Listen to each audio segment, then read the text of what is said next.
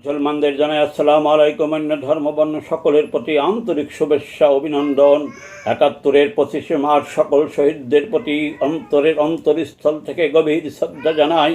৭ই March red cross ময়দানে বঙ্গবন্ধু লক্ষ লক্ষ জনতার সামনে সব দিক নির্দেশনার মহাবাণী দেয়। বাঙালিরা সেই নির্দেশনা মতে প্রস্তুতি নেয়।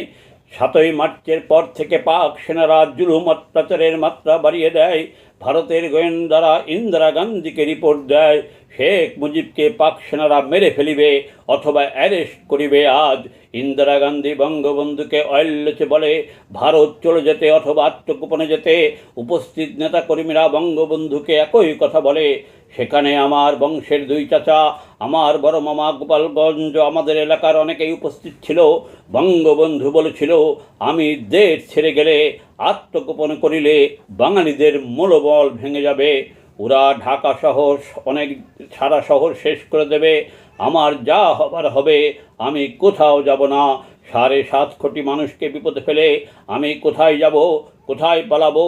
রাতে ধানমন্ডির বাড়ি থেকে বঙ্গবন্ধুর পরিবার ছাড়া সকলকে বের করে দিয়ে পাক সেনারা ঘিরে রাখে। দেশের বিভিন্ন জায়গায় রাজাকার আল বদর, আলসাম শান্তি কমিটি, পিস কমিটি নামক পাকিস্তানি দালালদের সহযোগিতায় গণহত্যা চালায়। অনেক এলাকায় পুলিশ তৎকালীন ইপিআরের সাথে পাক সেনাদের সংঘর্ষ হয়। ২৫শে মার্চ রাত ১২টার পরে ২৬শে মার্চ প্রথম প্রহরে ইপিআর হেডকোয়ার্টার সহ দেশের বিভিন্ন জায়গায় অলরেজ বার্তায় বঙ্গবন্ধু বাংলাদেশ থেকে পূর্ণ স্বাধীনতা ঘোষণা দেয়। বলে, আজ থেকে বাংলাদেশ পূর্ণ স্বাধীন।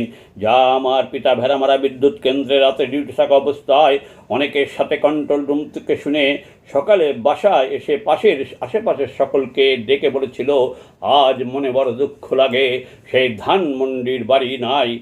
এর দায় আওয়ামী লীগের নেতারা এড়াতে পারে না, কারণ শেখ হাসিনা সহ আওয়ামী লীগের পতন, তারা ধানমন্ডির বাড়ি সহ সারা দেশে যে হত্যাযজ্ঞ চালিয়েছে কিছু টাকা খরচ করে, তা আমার জানা মতে তার থেকে অনেক অনেক বেশি টাকা অনেক উপজেলা চেয়ারম্যান, অনেক পৌরসভা চেয়ারম্যানের আছে।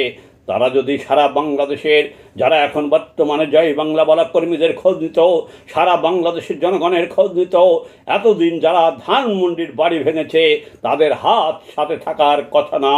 তাই আওয়ামী লীগের নেতারা এর দায় এড়াতে পারে না। আমি মনে করি